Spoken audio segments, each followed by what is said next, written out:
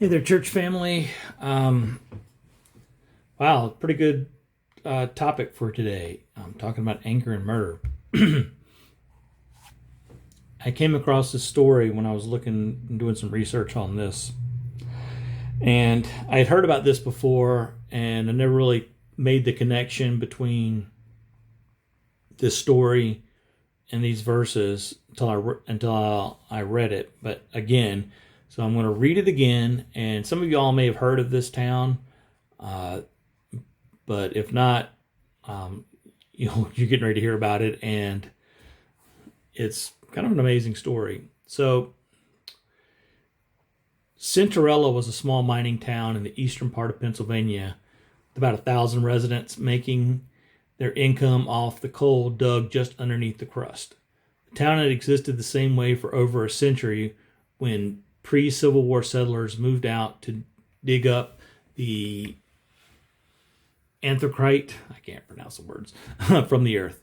But in 1962, a small fire created from trash burning near the dump swept slowly into the tunnel, causing a problem that the city couldn't figure out how to deal with since they couldn't come up with the couple of $1,000 needed to extinguish the flames. Today, yes, that happened in 1962, and now we're going to today. Today, that fire is still going on. It's still raging underground. At the heart of this underground inferno are blazes that register hotter than mercury, an atmosphere that is as poisonous as Saturn, and lethal clouds of carbon monoxide and gaseous chambers that would frighten even the strongest and most distant star. Spurred on by mild flows of oxygen that cannot be prevented unless every hole in the county was adequately covered, it would appear that the fire in Centrella will continue to burn. The cost of containing the fire has been put in the billions of dollars, and that would be the cost of just containing the fire, not stopping it. So the town's population of 1,100 back when the Kennedy administration was in power is now dwindled down to honestly about 5 people, all of which are there illegally. I think they may be gone by now. Um, and I say they're there illegally. They still claim it's their property, and it is. And they refuse to leave. So not too long ago, a 12-year-old boy fell into a sinkhole there and opened up a 4 by 150 foot wide hole.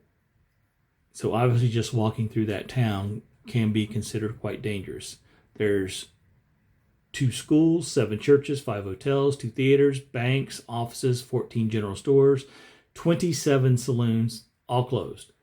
Even their zip code has been declared extinct. The good news is that scientists point out that over time the fire will burn out, which we just have to wait about another 250 years or so. And like I said earlier, I'd heard about this town before, and sadly, there's other places like this throughout the world. One of those is a place called Burning Mountain in Australia. It's been on fire for over 5,000 years. I'm sorry, 6,000 years. And it moves southward at about 1 meter per year. And scientists have no idea when they expect this fire to end. And it just blows my mind. I mean, can you imagine living over a giant piece of land that is actually on top of fire? Well, we are. We actually do live on top of fire. The Bible calls it hell. The Bible talks a lot about hell. If the Bible mentions the place of everlasting suffering once, it mentions it 100 times. Acts 2 calls it a place for disembodied spirits. Luke 16 states it's a place of torment. Matthew 25 states hell is on fire and describes it as a place for punishment.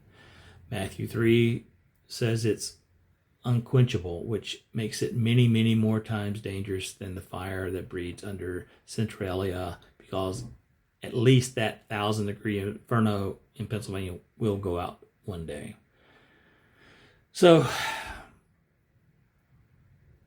where are you going to go, and why? Not just you. Where are your friends and family going to go? That's the most important question we have for all eternity, is where are we going to spend it? Are we going to spend it in the unquenchable fire or in the everlasting joy and happiness of heaven? The choice is really up to us. We have to make that choice. If you know somebody who you're not sure if they're going to heaven, have a talk with them. Now's a good time. Bring them to church. Like I've been saying since I got here. Bring them to church. Wait for them, meet them outside, walk them in, help them get through the door. Hardest steps there are in the world, walk through the front door of a church. So help them do that. Help them see the love of Jesus Christ through you. Let them see the reflection of Jesus from you and his Spirit through you. Thank you guys so much for watching. We'll catch you tomorrow.